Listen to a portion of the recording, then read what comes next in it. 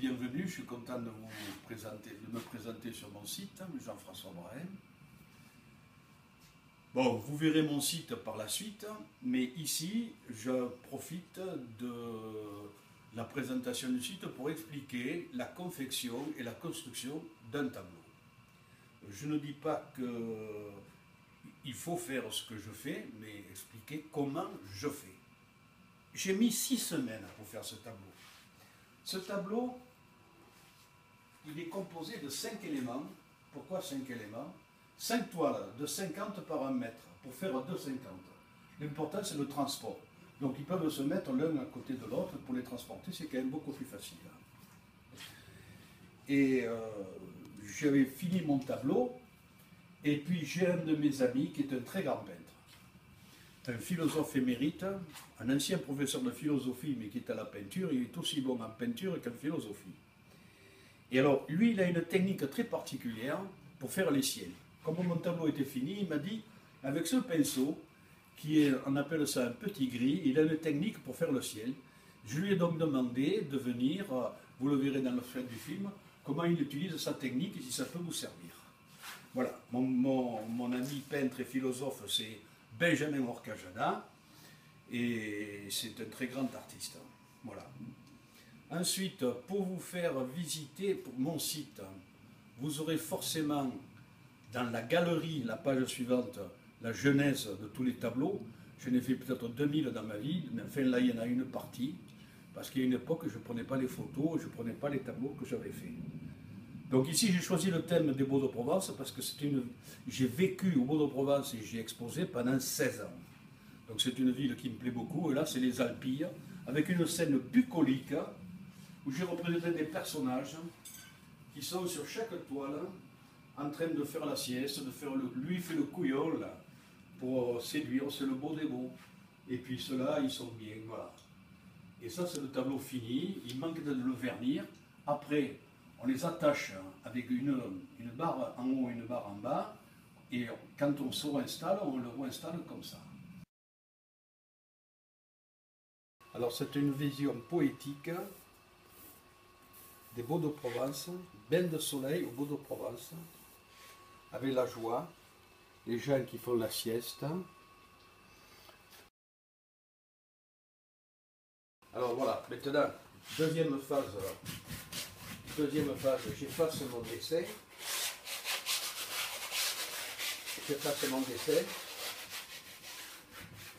Et je vais marquer les valeurs que je veux conserver pour le tableau définitif, et je fais ça à l'huile. Voilà. Et là, je fais mon dessin, je commence mon dessin qui sera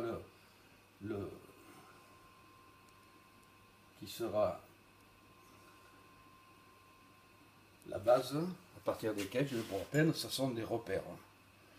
J'ai effacé tout le reste. Alors les dessins, je les ai d'abord faits ici, comme vous pouvez voir, d'abord je fais des dessins en papier, je fais croquis. Après le croquis, je le transcris en fusain sur la toile. Quand il est sur la toile, je fais un léger jus à l'huile pour marquer les différentes tonalités. Alors ici, j'ai représenté un peu le village des Beaux, puisque le tableau, c'est en fait la sieste ou la fête, le bonheur d'être au Beaux-de-Provence, c'est un endroit que je connais bien, puis ça fait 16 ans que j'expose là. I can say in English if you want. Je parle anglais comme une chaussette espagnole. Voilà, vous voyez, ce sont juste des traits, juste pour pouvoir faire des repères après. Alors ici, je vais faire le nu. Voilà.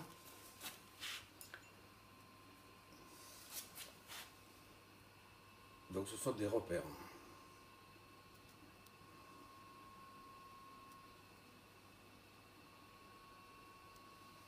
Vous voyez, ces repères Après ils vont disparaître. Après tout va disparaître parce que c'est comme ça. Et il faut faire rapidement que des grands traits. Voilà, voilà. Là ici je finis le village. J'ai fait une maquette en couleur, des couleurs que je vais utiliser.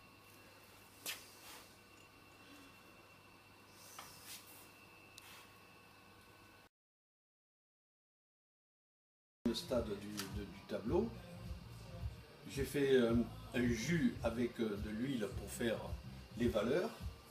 Et maintenant, je vais commencer à faire les bleus qui vont couvrir le ciel. Voilà. Alors là, ici, c'est vraiment qu'un début, tout début. C'est-à-dire qu'il n'y a aucune valeur, si ce n'est des grandes couleurs.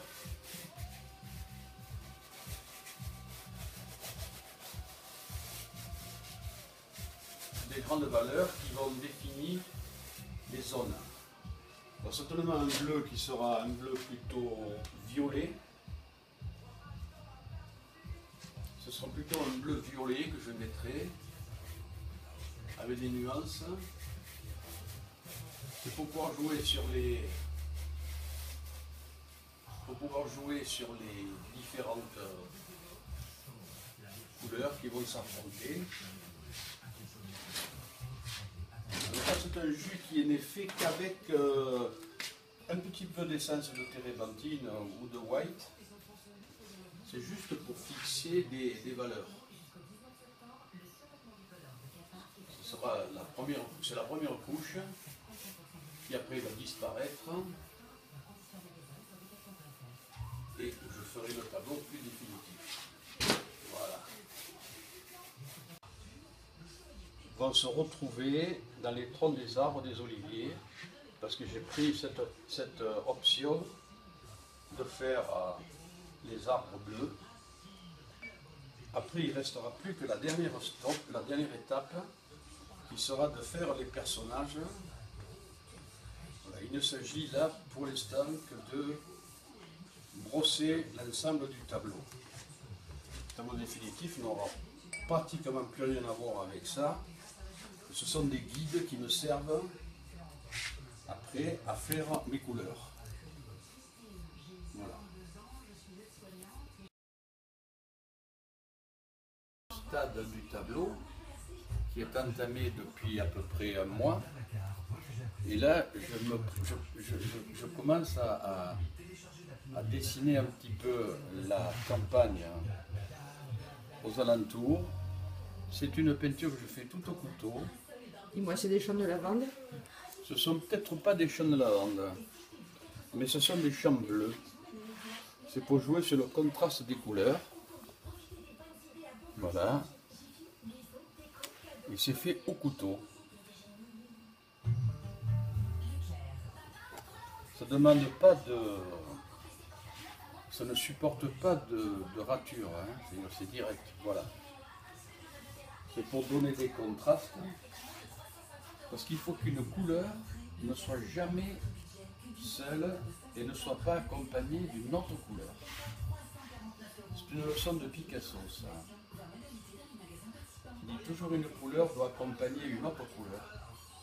Là, vous voyez, je vais faire le fond des arbres pour faire des sous-couches, toujours pareil, pour après mettre une couleur et refaire les feuillages.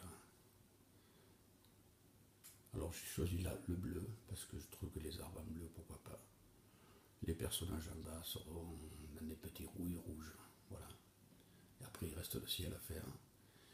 Et mon ami Benjamin Orcajada, qui est un très grand peintre, va venir me voir pour me donner des petits conseils.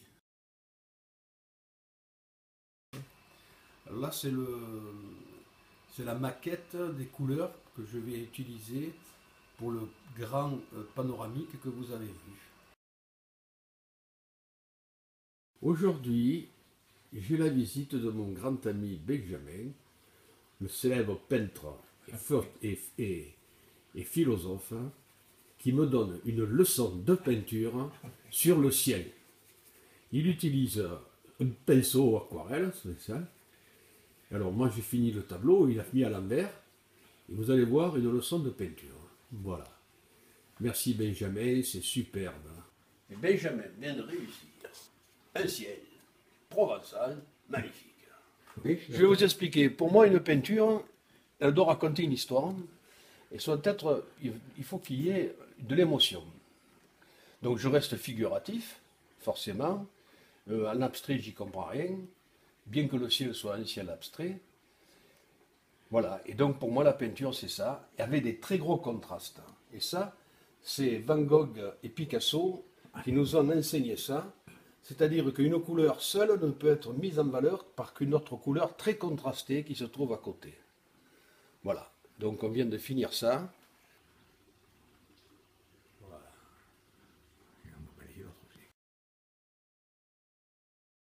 Alors là, c'est le deuxième tableau que je prépare.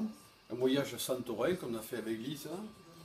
Où je vais faire après une toile sur la vue de Santorin où on s'était arrêté pour visiter le village.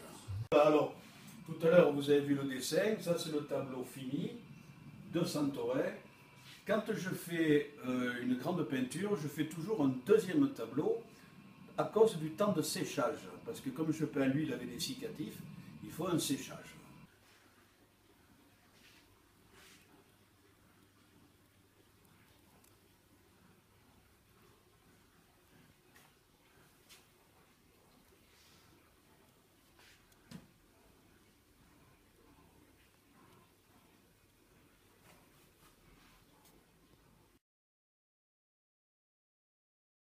Ben, j'en profite de la visite pour montrer mon atelier qui est dans un désordre épouvantable, mais c'est comme ça.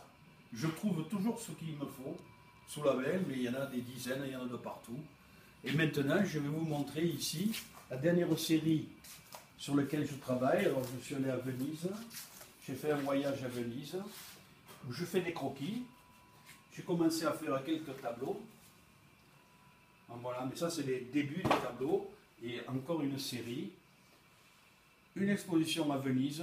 Le thème de cette exposition, c'est Sauvons Venise qui s'enfonce dans la lagune. Voilà.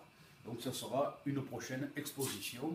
Et je remercie mon ami Jean-Denis, qui est un excellent photographe et qui me prend le film. Merci.